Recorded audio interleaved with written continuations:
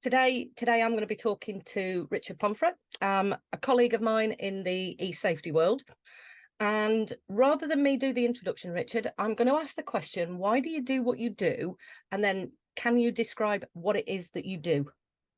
Okay, so we'll start off by going through what I do, or why I do it, sorry. Yeah. So my job entails working with kids in schools primarily. And the reason I do what I do is it's been a long process. Even though I originally started off doing things nothing to do with the online world, I worked for many years working with kids, teaching self-defense and martial arts. And that was a natural progression to then working with kids in schools around safety, around bullying, around keeping safe and out and about on their own. And then obviously over years, the online world come to play a massive part in Mm, all of them things. yeah. So it then transitioned into still doing lots of the things that I used to do, but also supporting kids in that aspect of their life as well. So before we start going down the e-safety route, you've mentioned the martial arts. So let's go with Yes, what martial arts did you do? I think I'm not sure if we've actually had this conversation. So let's we probably deviate. yeah, we'll quickly deviate. So originally my martial arts journey started in karate, where I'd done that for many years, What and what I what think type? Shotokan, I think same as you, Yeah. Kath. Yeah. Yeah, so we've got a connection there. So that was my sort of like initial entry into the martial arts world as a very young man, not so Hmm. young now. Hmm. That then transitioned into so I got to black belt in that and really liked it. But as you know, and it's funny enough, it was my instructor always used to say, you don't actually start learning until you get to black belt. Yeah. And I got to black belt, and then I started thinking and questioning and thinking, is this actually going to be as beneficial as I think? Start thinking about putting things into the real world and real life situations. And that took me on a journey into Wing Chun Kung Fu, which was the main difference was it went from a long range style to a very short range style, Hmm. and Hmm. lots of the things in that system were really easily applicable to real life self-defense and real life situations that I felt a little bit more than what I was doing before. So I started learning that, got to the stage where again progressed all the way to sort of black belt level, and then transitioned into not only continuing training but also teaching, Hmm. teaching kids, teaching adults, and then from there, and we'll talk about this probably a little bit later on when we look at some behaviours that are going on with young boys in regards to ego and pressure.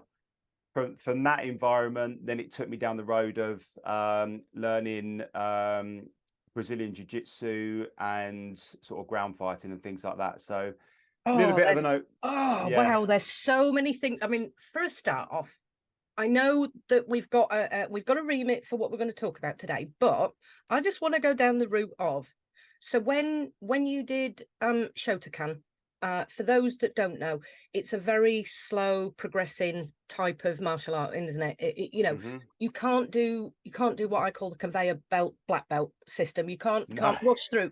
There's certainly no rushing through to get to your black belt. It's a long 4 to 5 year journey minimum. There's a lot about, you don't actually get those complicated katas till you get to the black belt.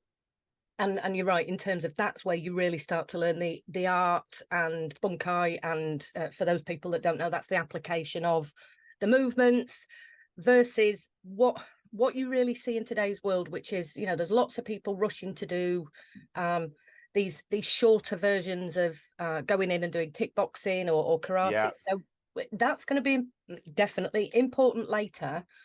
But certainly, did you find, so I did karate in the 80s. God, Bennett, that's showing my age now. But in the 80s, Don't worry, Kath, very I'm few, with you, mate. very few, to be honest, very few females in the sport. And at the time, the word discipline was, it kind of had this feeling about, it was routine, it was habitual. You turned up, and even if you did the same thing week in, week out, for 2-hour lessons, that's what you did to achieve your black belt. There wasn't this kind of speeding through that we seem to have in today's society because of social media, in terms of that instant gratification. Yeah, get rich quick. Yeah. Do you think that that's something that's given you the outlook and the discipline to be able to do what you're doing now, in terms of learning something and knowing sometimes it's very slow? Absolutely. I think if I could put all of my life experiences into, the most positive thing that I've got in my life, and obviously there's lots of influences there. Again, growing up in the 70s and 80s, the online world wasn't an influence in my life at that point. But where I am now, absolutely. If I could put it down to one thing, or had to pinpoint one thing, it would actually absolutely be martial arts. Certainly for personal development, for obviously confidence. I was quite a shy child, quite a shy person as a child, quite insecure. Again, we'll probably touch on that later through conversations I have with kids in schools. So absolutely tick so many boxes for me. I think one of the most important boxes it ticked, and this really helps me in my job, and it's something that and I know that you'll sort of completely resonate with this, working with kids. One thing it certainly helped me was to think critically about things. Now, obviously, in that aspect, it was more thinking critically about your own safety, and analysing, forward thinking, what could happen or what could go wrong, or because when you're a young man, you do feel that you're sort of bulletproof in many aspects, and you can sometimes have a little bit of a skewed opinion on on reality. So I think martial arts, it definitely grounds you. It gives you obviously the respect and that sort of thing, and discipline. But yeah, absolutely, it's made me look at the world so much differently than I probably would have done now, to be honest with you. Yeah, I'm gonna, well, I mean, apart from the fact that I'm nodding for those that are listening, I'm nodding along here, in terms of, I actually remember my sensei saying, it teaches you how not to fight. It teaches you how to respect. Absolutely. And I'm sure 99% that I've heard Joe Rogan say this many a time, that there is something about, because he's done lots of different kinds of martial arts.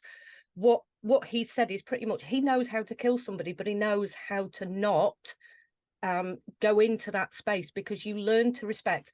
That's somebody that's angry, that's somebody that's dysregulated. It's not somebody you want to fight. What it actually does is it gives you that I'm going to use the word discipline again, but it gives you that aspect where you can recognize whether your life is really in danger, whether you're under threat, and whether this is just somebody having a moment that just wants to come at you, so to speak. And certainly I would say that what martial arts gives you is that aspect of, it often comes up in psychotherapy and psychology, this moment of pause, which is, do I really want to go there? Do I really want to do this? Is this worth what I'm going to invest into it, or will it result in some form of physical altercation, which actually is going to be pretty dangerous? Because if and I do this with some of the kids in psychotherapy, I'll get the kick pads out, and they don't know how to punch, they don't know how to kick. It's kind of anger induced flailing, versus a child who can be in the office who can punch. And that there's a big difference in how they hold their bodies, how they manage their own emotional regulation. It's just so fantastic. It is. Again, I think the world of social media is definitely showing people that, I would say Brazilian Jiu-Jitsu is the in thing at the moment. Yeah, it is. I mean, the thing that I liked, just to quickly backtrack and mention on just to pick up on a couple of points you mentioned, Kath. Absolutely, if anything, it teaches you how not to fight, and I think that's really, really important. I think that training, and again, it does depend on your sensei, your instructor, the guidance that you've had, because again, there are schools out there that may be looking at things in a different approach and teaching everyone that they can do anything and Mhm. you know, act first and you know, but yeah, with the right instruction, the right guidance, it definitely teaches you how not to. And I think for lots of kids that haven't had that experience, because martial arts, it puts lots of things in reality. It Mhm. makes you really understand consequences to Yeah. violence and your actions. And, you know, uh, not only can you get seriously hurt, you know, you can seriously hurt someone else. And if Mhm. this is just out of us like an argument that's just escalated too quickly, there can be, you know, fatal consequences. So it definitely teaches you that. It makes you really understand violence Yeah. and the repercussions. But also, I think lots of, and I found this when I was teaching, which I don't anymore because my day job has taken over. Um, but when I was teaching martial arts, and in fact, this is one of the reasons why I got into working with kids in schools, is I would have lots of parents bring their kids to my session or my class because they were fearful that they were going to be a target for a bully, Mhm. or they was Mhm. having some sign of bullying experiences at school. And as lots of parents do, they think get them into martial arts. This will toughen them up. This Yeah. will, and again, it can for some. But I think the parents' mindset was always, we'll teach Billy how to punch and kick, and then Billy will be able to, you know, be confident and potentially even fight off the bullies. And that isn't really the end result for many cases. One thing martial arts definitely does is almost the opposite. Yeah. It prevents people from actually doing the bullying. Mhm. People always think it's going to be the magic pill if you're getting bullied or you're having a bad time. And you will get confidence and other things like that. But one thing absolutely it's made me realize is if you are a martial artist, and I know lots of them, you are probably the least likely person to get into an altercation. You're probably going to be the first to walk away. You're going to be the one that can easily diffuse a situation. And Yeah. as you said, it's almost like the opposite of what lots of people think. Absolutely. Yeah, and to be honest, that's the reason I was, and I'm going to do that air quotes thing, taken to martial arts as a young, 10, 11-year-old was, and then you can defend yourself from, and this is where we're going with the podcast, you can then defend yourself from that area of, toxic masculinity, men that are going to pick on you. And Yeah. actually, it was almost handed to me with this narrative of, and then you'll be able to walk confidently. That will, almost give the signals away not to mess with you. And that wasn't my experience Yeah. of it. And I think certainly the competitive nature gave me that learning about actually I can be hurt. And as I said, there wasn't many females. So often I would have to fight the men. Hmm. And in the 80s, we didn't wear chest guards because they didn't really exist in those days. So, I have experienced what it's like to be in that situation and also what it's like to cause an injury to somebody else and the feeling you get from that. And certainly when you're in the competitive environment, for those that don't know, if you actually injure another person, you have to turn away and you have to sit in a respectful position until, and not knowing what's happening behind you is so disconcerting because you think, oh, I did that.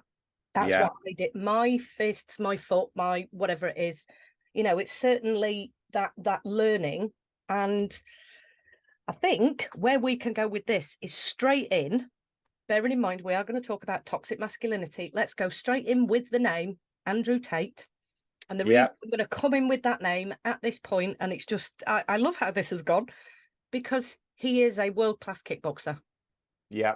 Yep. Uh, He did not get to that status by not turning up religiously. So the discipline he must have had to go to that space is so misunderstood about this person.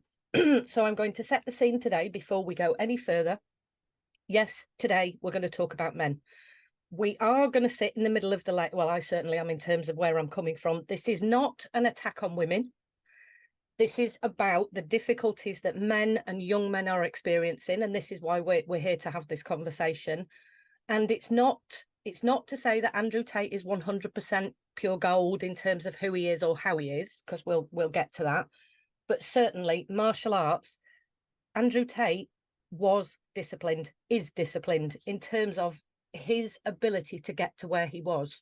So, should we start with, let's call it, where are we? Where are we in terms Okay. of?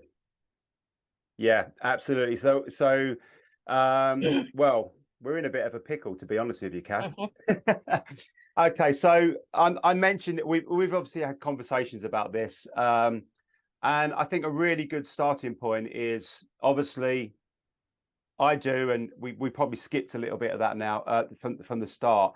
I spend the majority of my days working with kids in schools, both primary and secondary schools, looking at the issues that young people are facing. So the two main things that I cover in schools are looking at anti-bullying and friendship, and helping them understand how to have positive interactions and know what to do if they're having negative ones, and also exploring the online world with them.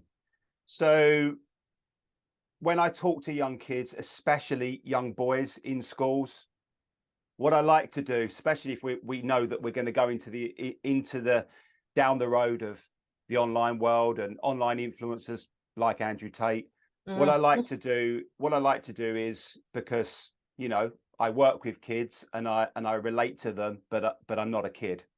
I'm a dinosaur compared to them. So what I like to do, first of all, when I work with kids is be open, be honest, and I want to hear what they think about their life. I want them to educate me. I don't want to go and tell them what they should do or what they should think. And one thing I hear all the time from kids, especially young boys, is that growing up in today's world is quite a challenging and confusing place. I mean, you've got, just backtracking a little bit, you've got global movements like Me Too.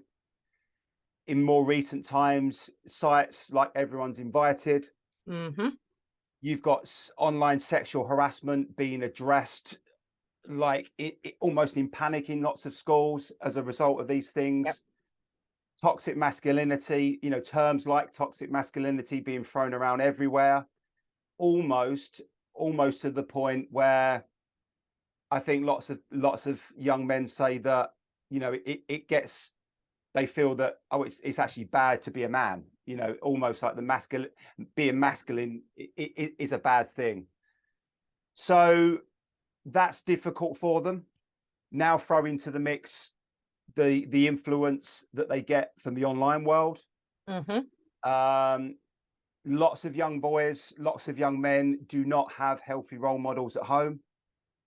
They haven't had the luxury of having outlets like I have, in my life through martial arts and things like that. And they're trying to juggle all of these things. What are they missing out on at home? How have they been brought up?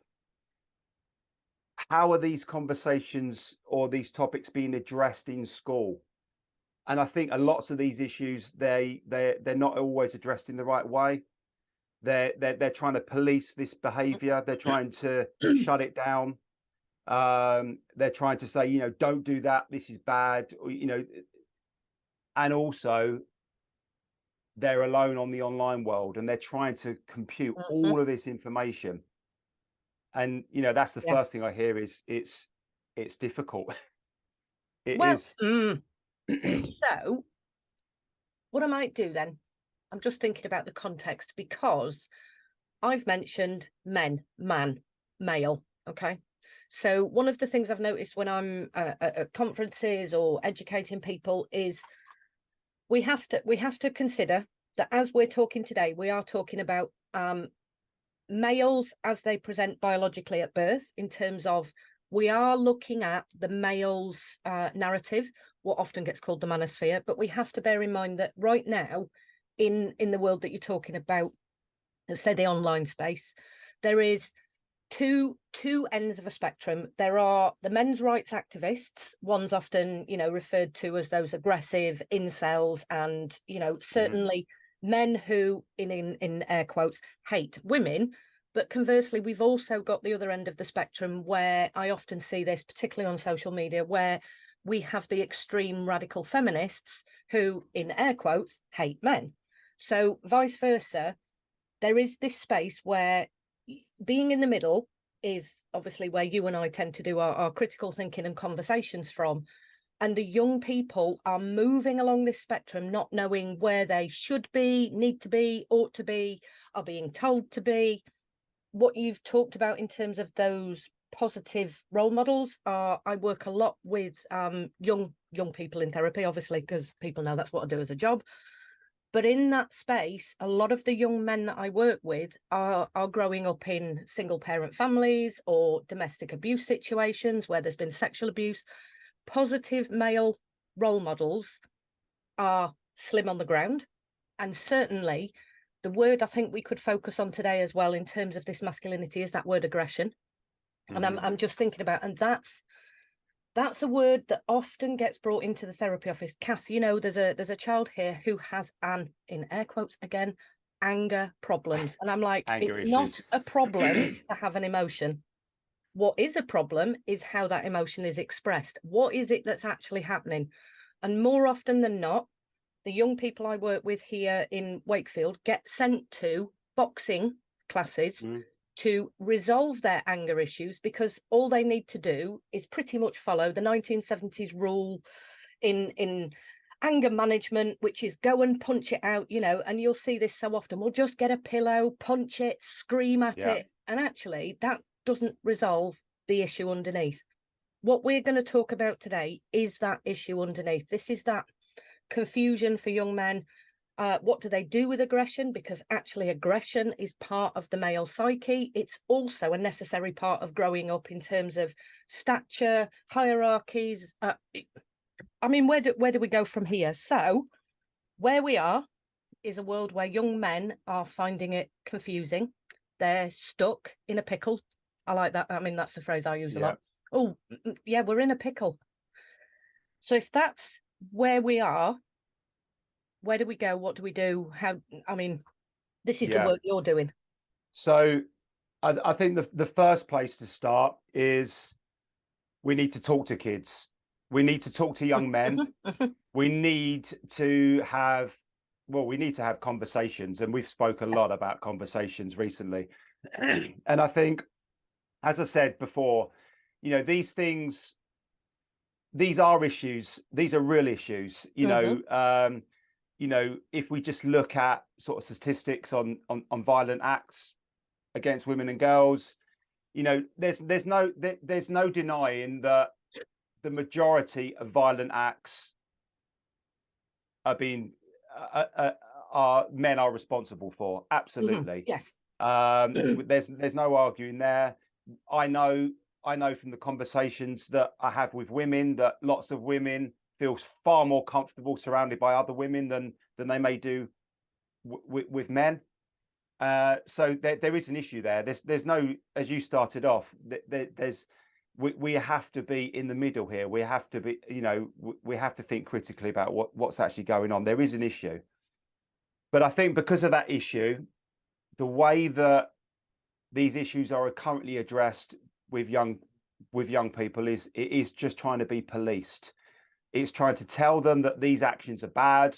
It's trying to tell them that these are the consequences, but no one's taking the time to actually have conversations with kids. So what we need to do is, it has to be through conversation. We need to understand young people. We need to understand, you've mentioned Andrew Tate. We need to understand what is so polarizing about Andrew Tate. What do they resonate with? What intrigues them? We need to talk to them. We need to find out from their perspective, not only where they are now, what's got them to this situation. And I think through conversations with kids, completely open, completely honest, talking about what it is to be a man in today's world, talking about the influence that they get from the online world, and also not shutting it down. What's Mm. the good points? What's the bad points? Yeah. You know, Andrew Tate, what do you like about him?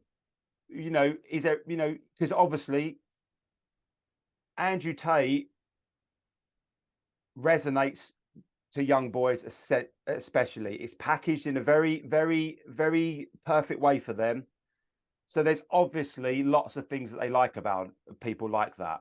So what I'm going to do then, because I've just been writing down male influencers here as we're talking, mainly so that I can give a little bit of context to the listeners and to conversations that we can have going forward.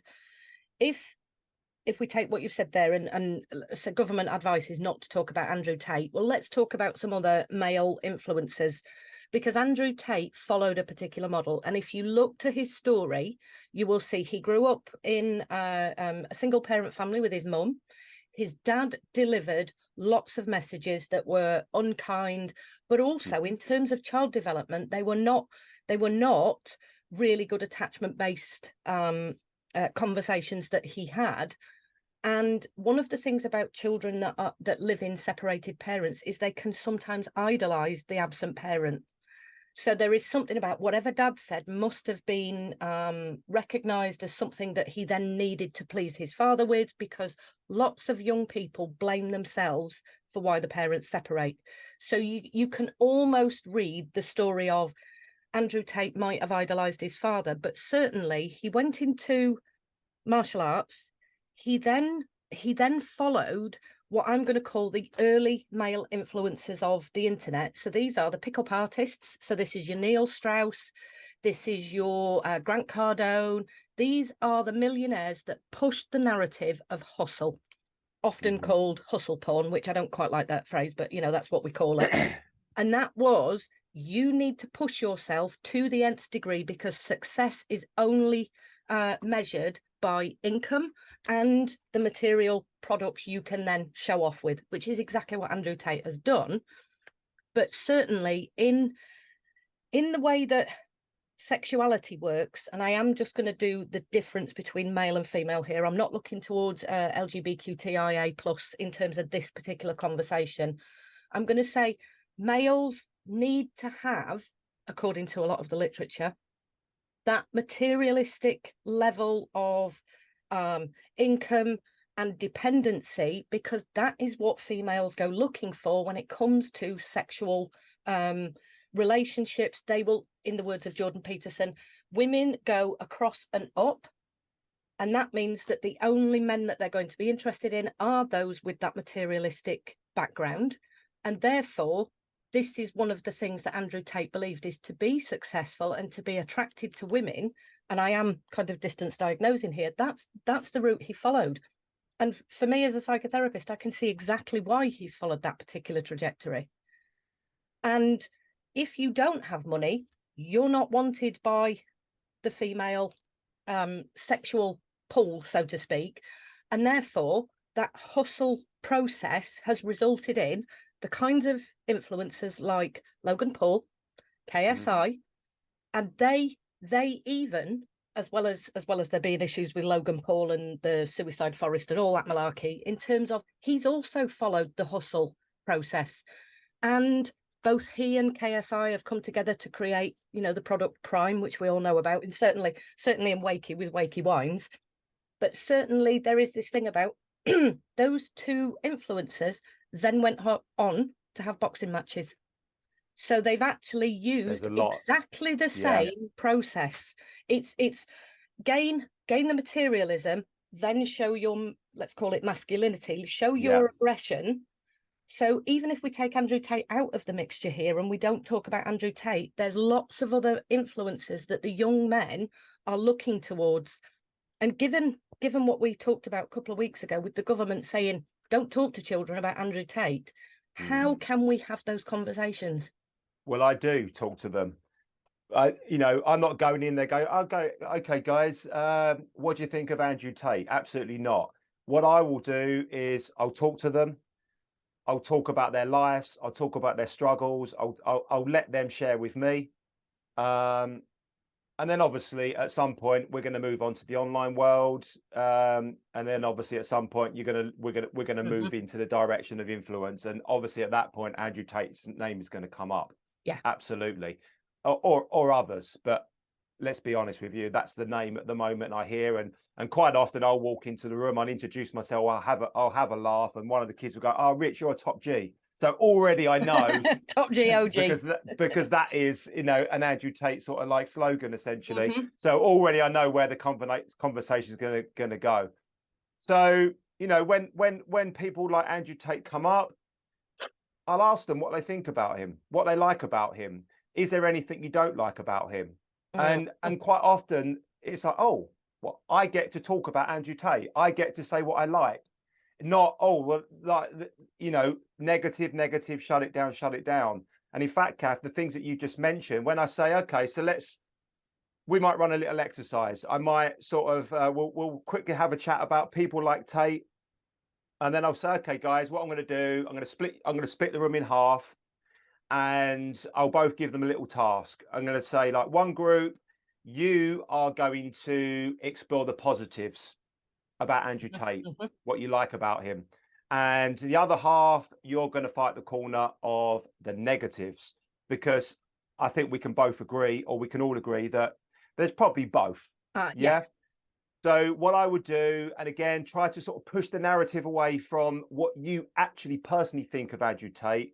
I might say to them, let's imagine you were someone like Andrew Tate. So let's imagine you was a person like Tate and you had a big online presence. What do you think, and this is to the positives, what do you think the positives, what could the positive influence that you could have on others? And how can them things come back and help you in a positive way? Almost like pushing the narrative away from just not like what you think about this guy, but, you know, because obviously we're concerned that children are going to copy lots of these behaviors.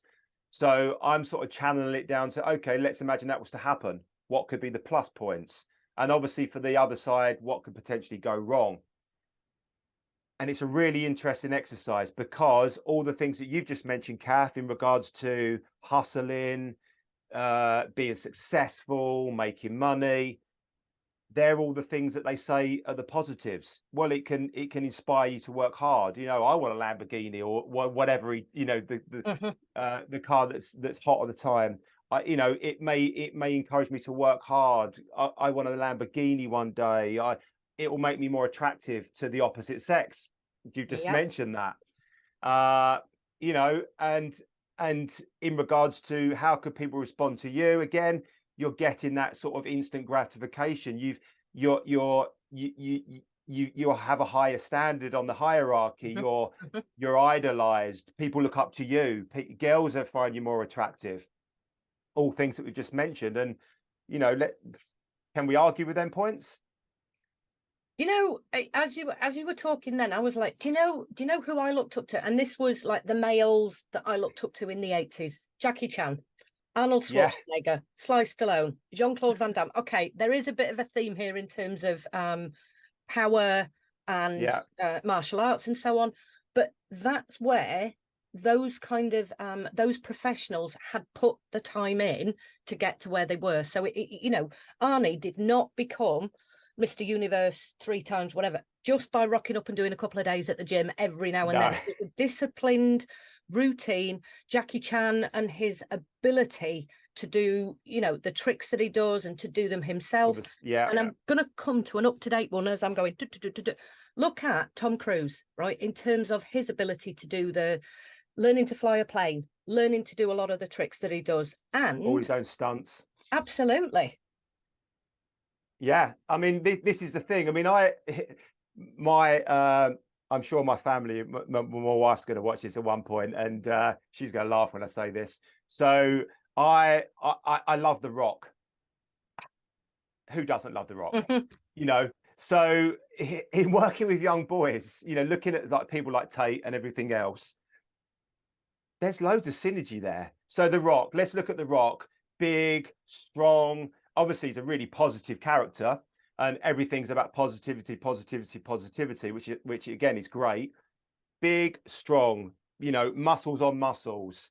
quite often posing in front of a private jet, Hmm. smoking a cigar, like, so you look at Terramana people like, tequila. exactly. So you look at people like that, and it's like, wow, the guy's awesome.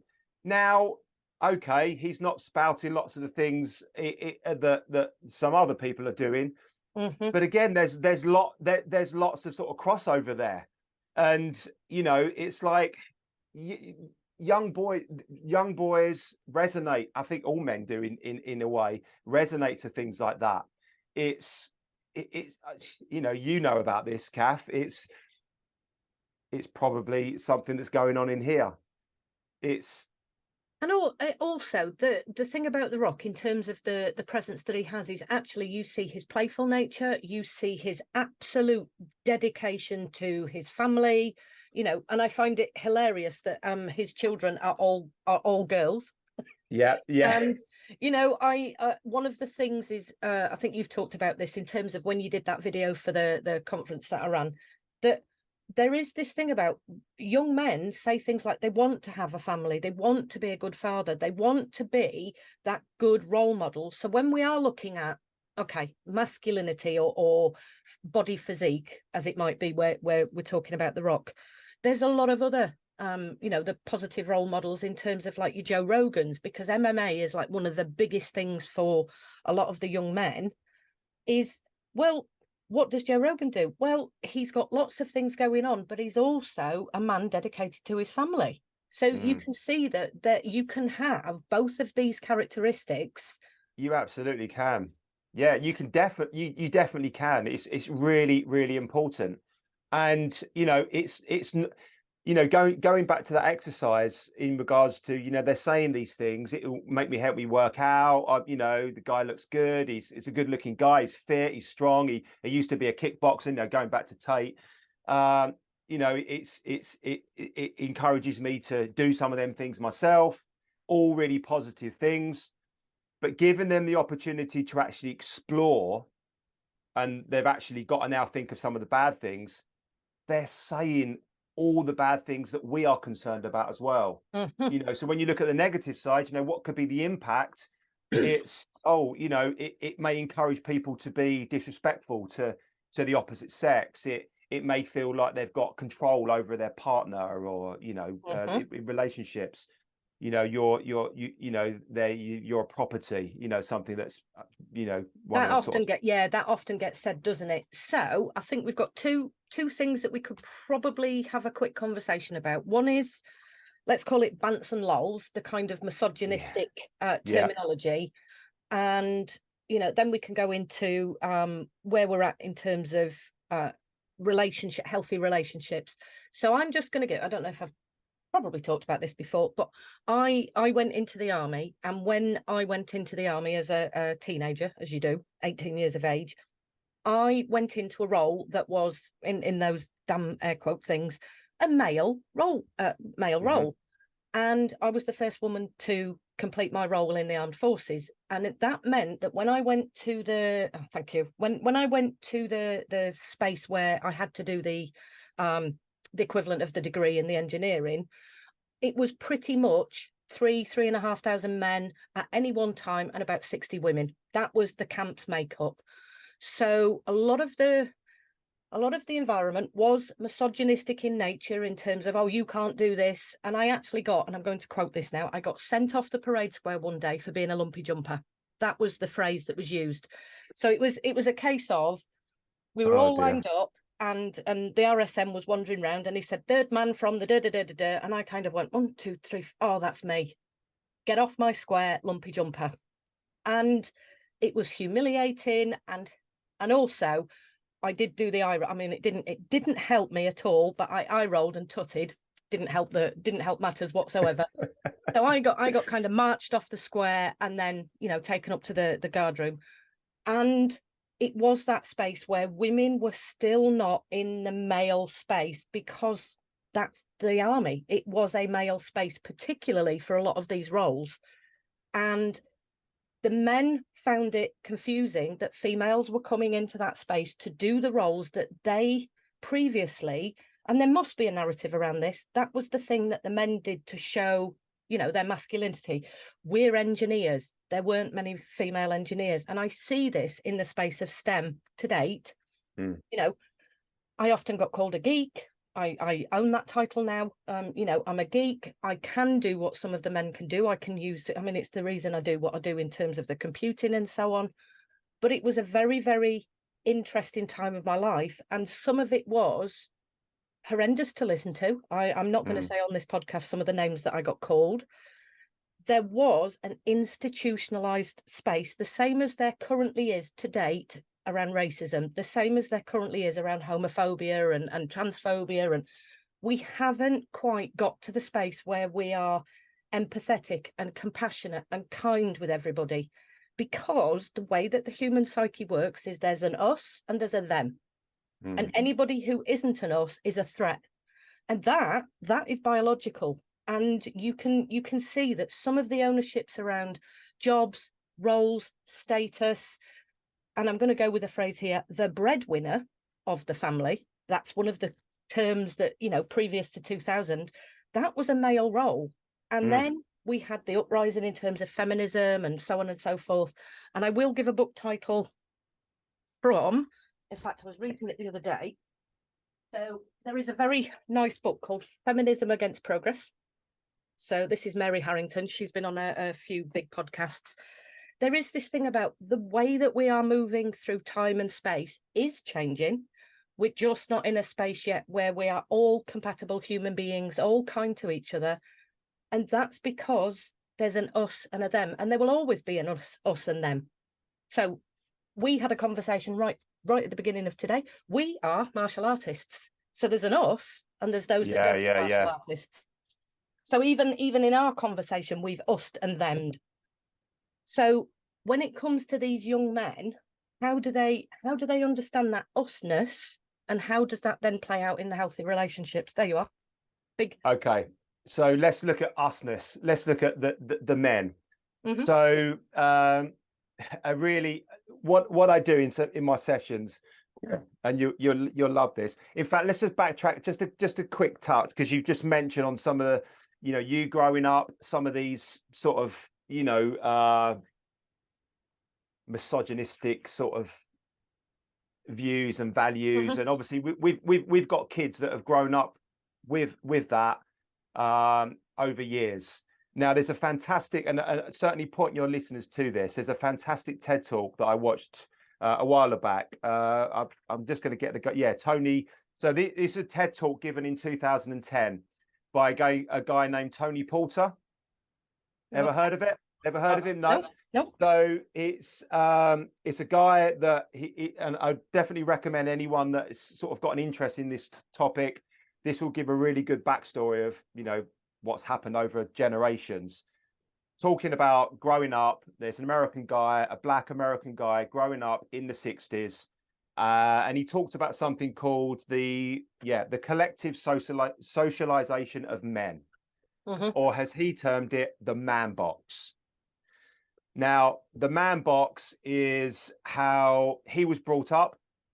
It's almost like a list of unwritten rules about what it is to be a man. And I've got the man box here. Oh, okay. So I'm going to read. Wow. I'm going to read some of them. Please do. So the man box: do not cry openly or express emotions, except when you're angry. Do not express weakness or fear. Demonstrate power and control. You'll like this one, Kath, especially over women. Be aggressive. Be dominant. Be a protector. Do not be like a woman. Be heterosexual. Do not be like a gay man. Just to confirm, This is the man box, not my words. Be tough. Be athletic. Strength and courage. Make decisions. A man box. If you're in the man box, you do not need help from women.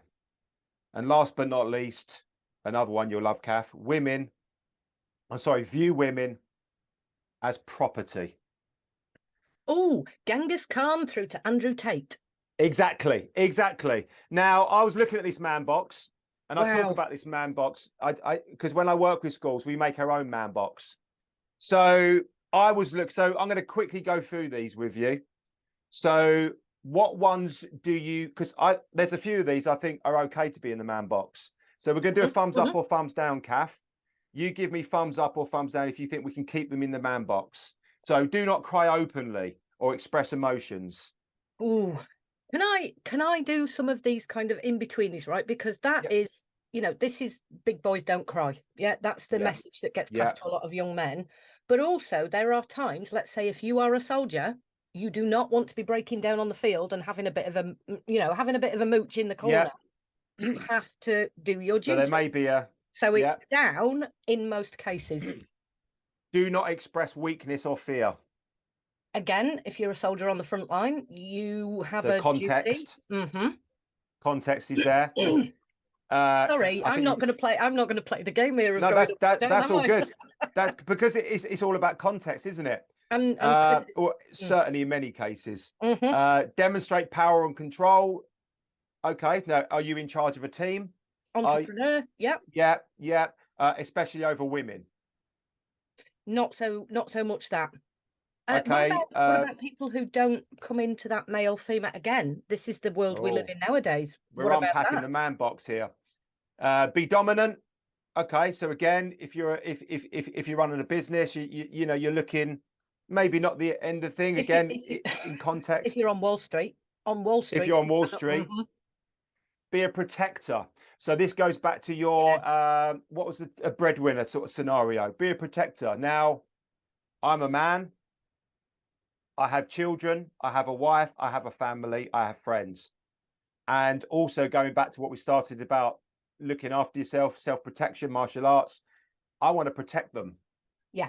And I will say certainly the conversations that come out in my therapy office, and this isn't just children, this is adult females in heterosexual relationships and male gay men, right? I want him, and they usually refer to their partner, I want him to stand up for me. I want him to protect me. They are the things that are sought in a relationship if you feel you need protecting. And it goes both ways. And Absolutely. often in the therapy conversations, I will get, he didn't stand up for me. He didn't say anything when she Mm. said, or he didn't back me up. So that role of protector is really sought after, and yet it's critiqued when a man does the protecting because now it's considered aggression. And I want to Yeah. say that is what we call a catch-22 or a double bind is how it's expressed in transactional analysis. Absolutely, and it's not all about physical either, is it, Kath? No. It's not all about being aggressive and tough and beating someone up just to protect them. So yeah, and so we don't go through all, but there's a few. Athletic, is that a bad thing?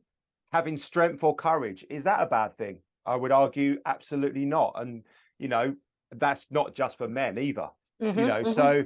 So what I do is we'll talk about the man box, and we'll explain. We'll hear what they have to say about it, and lots of them are going, oh yeah, I hear some of that at home. Man up.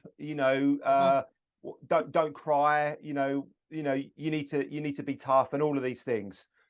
So what I do Or go then, and or the piece of advice that's often handed out is, we'll go and punch them then. Right, okay, yeah, not going to oh, work. absolutely, yeah, absolutely. So we'll look at sort of like just the gender, the stereotypes that lots of kids are having and facing. So then I like to do a thing where we look at, okay, so I draw my own man box on a whiteboard. I say, right, we're going to create our own man box now, and I'll get the kids to come up one at a time up to the man box, and I want them to put one or two words about what it is to be a man. Okay, you'll love this. So I've got a selection of some of the things that I hear a lot. Balls. Yep. Penis, dick. Okay, definitely manly. Hairy. Sex. Nose appears all the time. I don't know why. Nose. Strong, muscular, old, tall. Sex again. Sex usually pops up. Chest hair, nose hair, grey hair, football. They're the type of things that I sort of quite often hear. Well, you can tell we're in the UK with football. Definitely. Very visual, very very visual things, looking at body parts and muscles and things like that. And then what I do is I go back with them and we look at that. Okay, so what ones are not just applicable to men? So obviously balls, penis and dick. Yeah, okay, we'll leave that one up there. Sex, well, that's not just men. So we get rid of that one. Strong. Oh, so can women? Oh no, women are strong as well. Okay, well, we'll get them just for the moment out the man box. Muscular, again, no, that's anyone could be that. Oh, do you have to be a man to like football? No, absolutely not. So we take loads of things out of the man box, and we're essentially just left with them body parts. It's genitalia based, isn't it? Genitalia based. And then from that, I start to think, okay, well, let's create our own man box. And this goes back to what you said earlier, Kath, in regards to lots of kids, what do they want to be? What do they, what kind of person do they want to be? And this is probably one of the most almost like turning points of the session. And it's always my favorite bit. So I've got a couple of slides that come up, positive masculinity and negative masculinity. Essentially, what I'm looking at is positive behavior and negative behavior. I don't use the term toxic masculinity at all in any of my work, for the simple reason that just the term alone, it puts out the message that it's toxic to be a man. And I don't think that helps. I'd rather use unhealthy behaviors or negative behaviors or positive behaviors. So I get the young boys to look at what it is to be a positive man. And this is fantastic. Nothing to do with physical attributes, nothing to do with any of the things they've said so far. Respectful, caring, being compassionate, working hard, being kind, supporting your friends, being positive. Probably said that one. So that in itself, they're words that I hear from young men, and it's like, oh, hang on a minute, guys. The man box that we just created with all the what's a man, these have got nothing to do with that at all. This is all about behavior. This is personality, values, characteristics. And you go, okay, so now we've got some framework here. Now we've got something that we can actually start to make our own man box. So let's take some of the original one. Let's still put in there football. Okay, we'll put that in the man box if you like football. Let's put strong. It's okay to be strong. Let's put muscular. Let's put hairy. And now let's start putting some of these personality traits. And it gives them the ability to start thinking about actually what it is to be a man. And then we explore why these things are so important. And it's so reassuring. And most of the young people that you're working with, regardless of what sex or gender they present with, those are the characteristics that we would all like to have. And I'm just thinking about that piece of advice. Don't talk to children, for example, about Andrew Tate. Well, actually, one of the things that marriage, especially when I'm working with this in terms of in the therapy office, one of the things that causes many of the issues in a marriage in terms of why people present for therapy is communication. So if we're knocking out critical thinking skills, we're stopping conversations within education environments, how can we give those young people the skills to communicate with their partners in a healthy way, in a being able to express themselves, being sensitive, compassionate, empathic? How can we do that if we say, no, don't talk to the children, don't allow them to have these conversations? It's ridiculous. It is. It's absolutely ridiculous. You've got to you have to explore it. We look at the negatives. What's negative actions, and they're saying all the things that we're accusing all young people of being, or men of being. Aggressive, disrespectful. Don't be a bully. Don't be rude. They need the opportunity to explore, but also what they need to do. And this is to sort of move me on to the sort of the next thing I do. They also need to have the ability to explore why lots of people may act in a way that isn't actually them. So, you know, especially young boys, there is Mhm. a hierarchy as they're growing up. Yep. They are so fearful of being humiliated by their peers. They're not that concerned about being humiliated by a teacher for telling them off that they've done something wrong. But if they humiliation from their peers, that's massive. Can I give you some science behind that, right? And I'm going to Please do. recommend that people, if they haven't read this book or know of this person, there is a writer. Well, he's a professor, Gavin de Becker, and Gavin de Becker has written a book called The Gift of Fear. Right now, if you look to real fear, one of the things that he distinguishes is females fear being killed and raped, or raped and killed and there's no real preference in which order that comes in. They're the two things that females fear. Therefore, that kind of alludes to that protector need, right? This is where the biology comes in.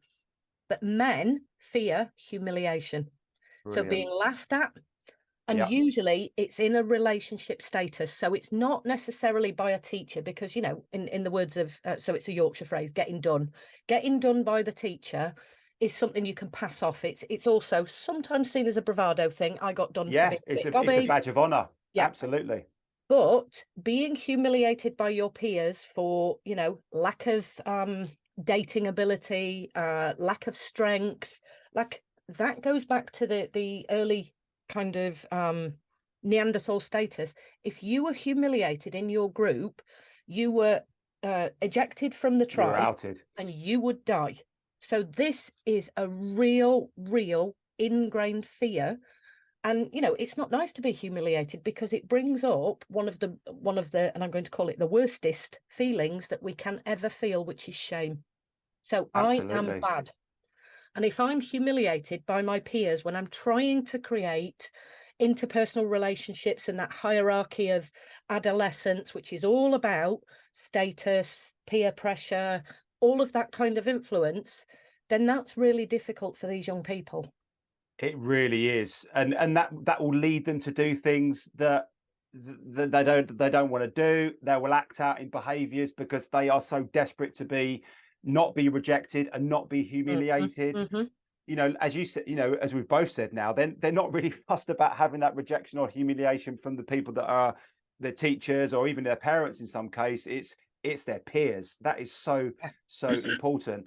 And that will lead them to hide lots of things or act out lots of things, which brings me on to my next thing we do with kids. And that is looking, and I've heard you talk about this before in some of the other podcasts about certainly with regards to young men hiding behind a mask. By the way, I am loving this, Richard. I am loving the fact that Brilliant. we have these conversations, and I cannot wait for people to listen to this. And they can use all of these things when they're working with kids. And that's Mhm, why I'm doing mhm. this, Kath. Yeah. So what I do, so we look at all these things, we look at the man box and, you know, we have a little bit of fun about all the man words. Then we start to delve deep into behavior. And then we explore both of these, you know, both of these concepts. And then we start to look at how this plays a part of their everyday life. And I talk about, I've got a slide that comes up. It's about hiding behind the mask. So we have a little bit of discussion about, do you ever find yourself, again, looking at humiliation, do you ever find yourself acting or doing things that you don't really want to do, but you know, there's a bit of pressure going on? And do you find yourself in situations where you don't really want to be or act a certain way? And obviously, yes, they do. So we explore that actually lots of us now, you can provide the woman angle on this in a second, Kath, but absolutely men, they hide behind a mask. I've done it most of my life. Mhm. Loads of us do, certainly for young boys. So we talk about a mask. So what I do is I give them a task, and there's a printout with a mask backwards and forwards. Mhm. So the first one is what's on the outside. Now I do this first, and I'm going to share my mask with everyone. So Okay. the first part's going to be okay. The second part's going to be a bit more uncomfortable. So I share my mask with them. So these are things that I get young boys to think about what they want others to think about them. Now, this could be their peers. This could Mhm. be meeting someone for the first time. This could be the girl that they're interested in or whatever, boy relationships. So what you are putting out there. So my mask, I have to do it with them to give them comfortable to do it themselves. Yep. So my mask, this is what I want other people to think about me. Brave, strong, helpful, happy, kind, respectful, successful. Hmm. I'm a good dad. I'm a good husband. So obviously some of these aren't going to relate to kids.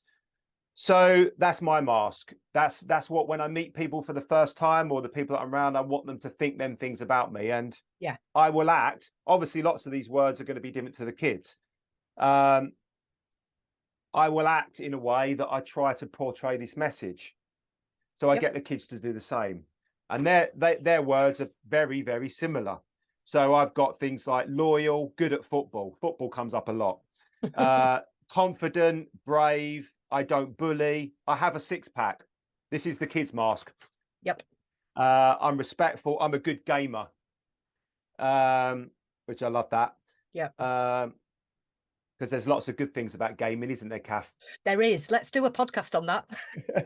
I'm smart, I'm funny, all of these things. So again, very similar to mine, and the whole room is very, very, very, very similar. So we talk about why this is important. It helps us build relationships. It helps people be attracted to us. It helps having bonds and being tied into our mates. Yeah. So that's all very, very, very easy things to do. Then this is where the uncomfortable bit comes in.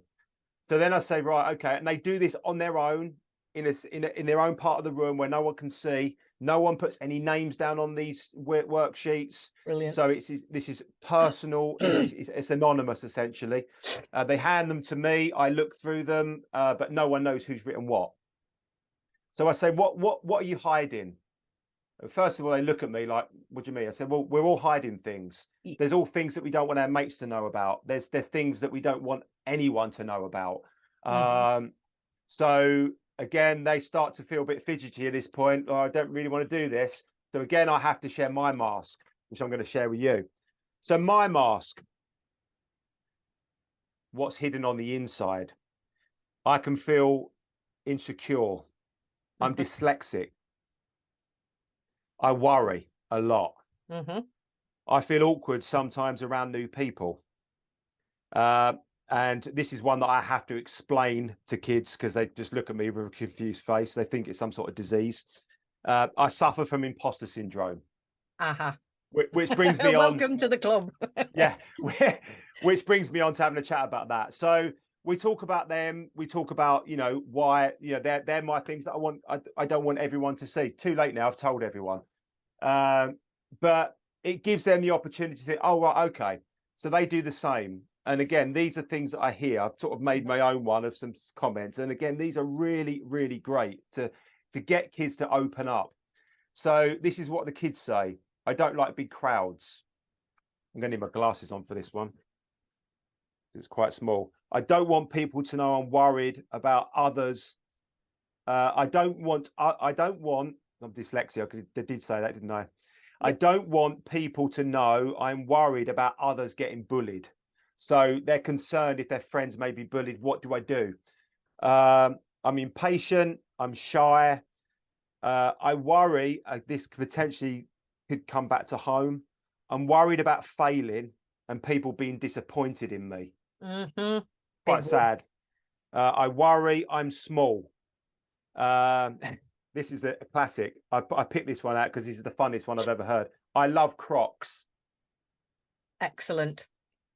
I'm quiet. I'm weird. I can't control my emotions. Now, so really, I know. So first of all, Richard, thank you so much for sharing yours. But when I hear young people speaking like that, what the heck are we doing? What the heck are we doing? Screaming and shouting that they're toxic. What are we doing saying that they need to man up? Actually, these are young people who are scared and vulnerable and have so many insecurities. And we're saying things, and I'm just thinking this happens in year 10 and 11. Here's how you go for an interview. You're confident. You walk it. How about you talk to the people and you find out? Because actually, those are the fears that we all have, the vulnerabilities that we have. And I'm going to throw in Brene Brown now in terms of, I often say to people, it's like being a castle. Some people will put up a portcullis and they'll put up the drawbridge, and they have this front, but they've forgotten that there's, you know, roots in at the back of the castle, and actually that's where we've all got the vulnerabilities. And it is really difficult. It comes back to shame that we can't have the discussions about these vulnerabilities, and that really makes me feel sad. Yeah, it is. But the powerful thing, Kath, is so I get all these masks back, and again, there's no names on them, and they're all very, very, very similar. Now, the powerful thing that I see in the room is, you know, the lads, they're looking at each other. They're like, well, you know, and I'll go through every single mask and read out 2 or 3 words, and most of them are the same. I'm shy, I'm insecure, I'm worried, this, and this. And then we can have, again, conversations about it. Yeah, Look, guys, we're all the you're same. you're not the only one. Your masks are the same as mine, and I'm 50 this year. So, you know, nothing. We all have these. It's totally fine. This is normal, and it gets them. You've ussed. Yeah, exactly. You've us. Yeah, exactly. Yeah, and it's really powerful because already you see it in the room, and every discussion from that point, you almost see these masks be taken off. Then now they start to be open. Now they start to be honest. Now they start to talk about what they really feel. And when when you're having conversations about people like Andrew Tate, just to go back to that, you know, I hear things that, oh, you know, it makes people worried about talking about mental health because, you know, mental health doesn't exist in the eyes of people like Tate, and it just really, it's really, really powerful that it just makes them start to think about, okay, we're not alone. And then you can have some really fantastic conversations about it. You know, it's just normal things. They Yeah. need to have them. They need to have them. I'm very privileged that that's the kind of conversation I have on a daily basis with my clients, because that's what I get. I'm in a room where nobody else is listening. I'm in a room Yes. where I can ask those questions, and often I will say, you know, and I say, do you know, lots of other people feel like that. And it's really hard because I'm saying something to a singular person in my therapy room. They're not in that environment that you're creating, which is where they can look to their left and look to their right and go, oh my God, he said, and Yeah. sometimes it's, and I'm going to use the phrase from TA, that's the normalization. So again, it depends on what kind of family you come from, what scripts you're given. So I'm talking like a TA person now. Depends on the scripts and messages you get given as to what you believe you can then present to the world, that mask. And actually, there is this thing about so many of us hide so many different things. And yet, when you get to the crux of it, vulnerability and shame are two of the biggest emotions. And I'm going back to that Gavin de Becker fear thing.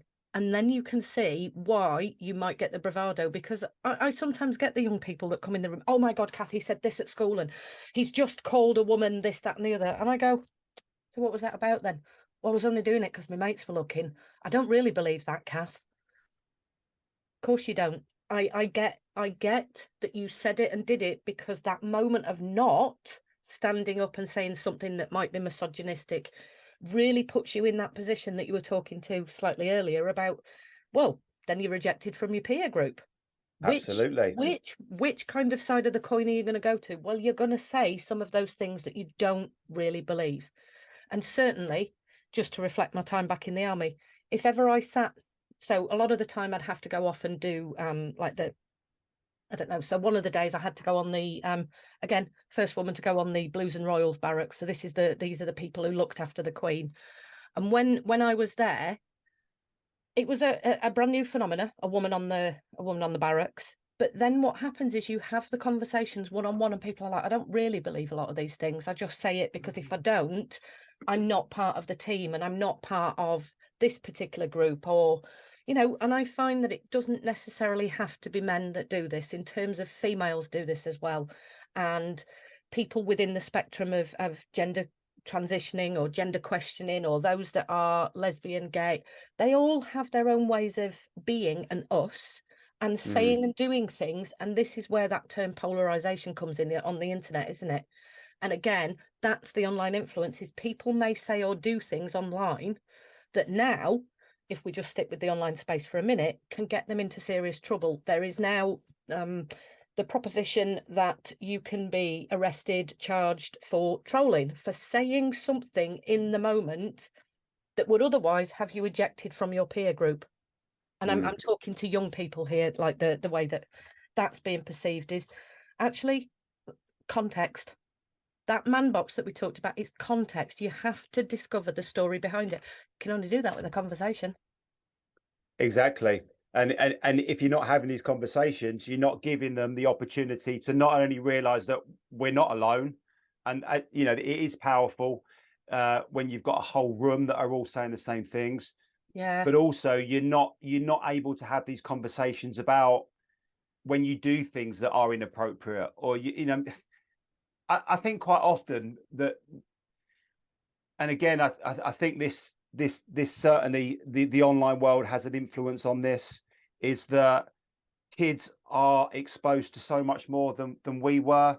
Yeah. I remember as a young man growing up, you know, going through secondary school in the 80s, you fumble your way through.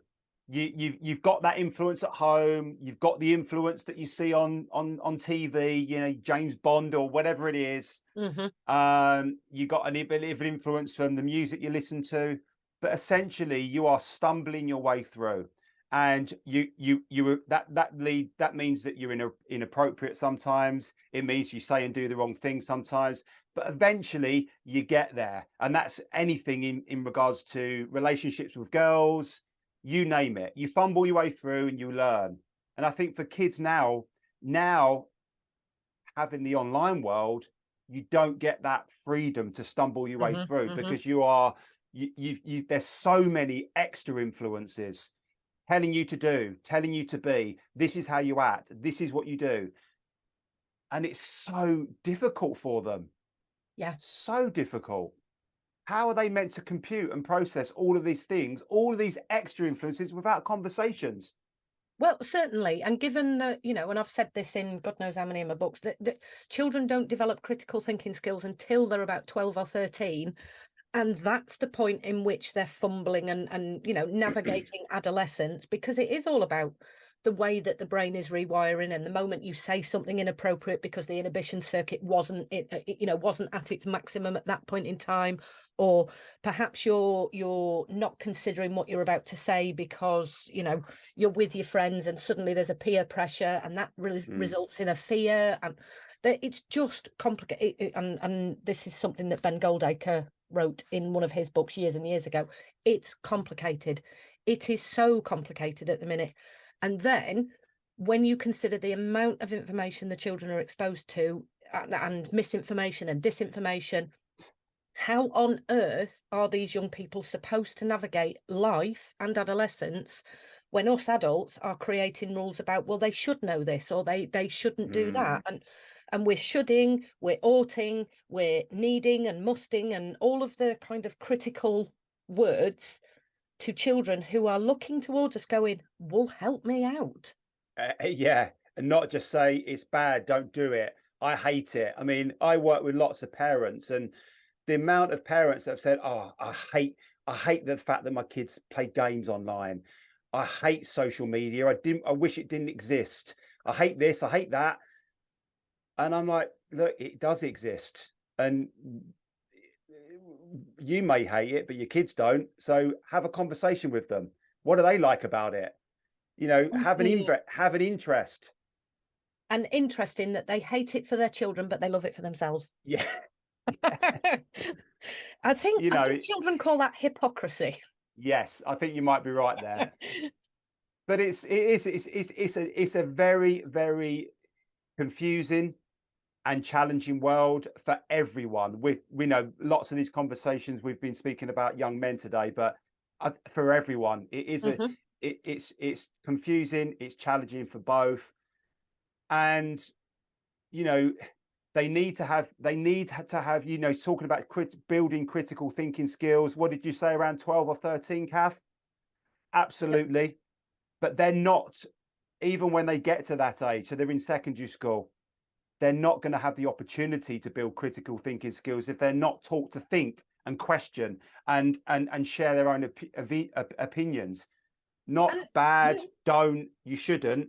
Well, okay, but and I'm sure you've worked with years, maybe 4, 5, and 6. They can critically think in a way. It's not abstract. It's certainly not in terms of the Piagetian levels of being able to do what we do as adults.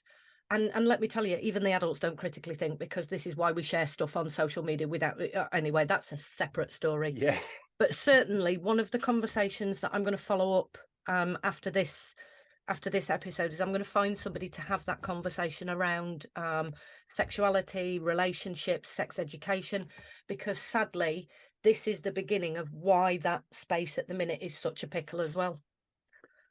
Now, That's a big one. I'm not even gonna dip my toe in that one, Kath. But yeah, that area of concern is something that is popping up more and more and more in schools, primary school level, very young, at a very young age as well. And again, there's help needed in that area. well, I mean, I'm just going to say that, you know that I run training around what happens when children view porn, because at the moment the narrative around that is porn is to blame for XYZ. It isn't one characteristic. It isn't one variable, so to speak. It's a lot of different things, which will take us, into lots of different conversations, because there's PHSE conversations to have here, because some of this fits in that. Some of the online influencers fits in, and I know that the space in the United Kingdom at the moment is looking at media literacy. I think media literacy is not the right phrasing or word. I think it's, let's have a look at how we exist as people, with people, in relationships, because do you know That's what? too simple. That underpins the lot. Yeah, that's too simple, Kath. Well, I mean, that's the pickle that brings people into my therapy office. Is it's interpersonal relationships. It's a sense of belonging. It's a sense of knowing that there's a me and a them and an us, and that's what underpins everything. Relationships is everything, and the only way we can understand relationships is through conversations. Absolutely, it is. Simple, as they say. Yeah, absolutely. Yeah, and it's across the board. I mean, I'm doing more work with young boys on this area, and it's having people like myself talking to boys that I'm a new face. I'm not the same people they see every day. That opens, that lowers their guard and opens up doors and windows for conversation that not everyone can have. Which that's fortunate. I'm in that fortunate position that I can guide and help them. But it's educating. It's having the right education support for youth workers, for teachers, parents. It's everyone that has a connection or any kind of interaction with a child, how they can change how they're talking about their kids about some of these topics, and get rid of some of these outdated messages, get rid of some of the fear mongering, stop trying to shut everything down and police everything. And start to actually have conversations with them and let them have an opinion. And because if you let them have an opinion, right or wrong, me and you, Kath, we may not agree on everything, but if we don't agree, we can both have a view, and we can both probably, I didn't think about that. Yeah. And we can go away and we can still have our same opinion, but we may be a little bit more open-minded because I didn't take that into consideration. And we need to do that with kids. I'm thinking that I'm going to quote somebody who we both listen to here. That's the Lex Fridman approach to law and conversations, isn't it? Yeah. Right. So, talking of conversations, before because we've done an hour and 20 minutes, I think it is now. Oh, wow, Kath, that's way long. An hour and 10. So, I'm going to ask people, what are you going to do after listening to this? How will you implement this in your settings? If you want to contact Richard, I will make sure that your contact details are below. I know that you are very busy and maxed out, so people are going to start to need to pay you lots of pennies now. If they want your boys to men type program, to get in contact with you. And I would certainly say the boys to men program really does need to be run by men. Okay, I can talk to the people that I talk to. I can talk to young men. I've got 2 boys who I've raised. I'm not a man. So there are things, and I'm going to quote my son here, I do not know what it's like to be kicked in those balls that you mentioned earlier. I know what it's like to be a woman, but I certainly don't know that. I can empathize and try to understand, but I can't. So there needs to be something about some of these conversations are going to need to take place with men at the helm, and we need more Richards. Yeah. Oh, thank you very much. I 100% agree, Kath. And I just want to finish on a real positive note. And this is something that I finished my sessions on. Is it okay just to read a couple of quotes out, Kath? Yeah. So at the end of our Boys to Men session, when we've talked about all of these things, we've been on this conversation a lot, but this is generally a 3-hour session. We explore everything about what they're hiding behind the mask, the man box, the influence, banter, pressure, everything. We give them the freedom to talk amongst themselves. And the last thing I ask them, and again, they do this in private, and I don't look at these until they've gone, because I want them to be as open as honest. I ask them 2 questions. So I asked them, what important things are you going to take away from today? And how do you think this will help you in the future? So I've just picked out a few. And this will make you go, oh, there's hope. To be a man, it doesn't mean that you have to be hard. Oh. You can be respectful, and that's what makes you a real man. So how will it help you moving forward? It will help you get more friends, and it will help you get more girlfriends. I like that one. I've learned that being kind and respectful will help you throughout your whole life, and it will help me to be more confident and a nicer person. Generally the same. Being a man is all about being respectful and helping others. This again will help me make more friends. I've learned what banter actually is and why it is important, because it does help building blocks. I've learned what makes a better man, and again, respectful in capitals, help me get more friends. And the last one, I've learned today to treat everyone equally, all the same.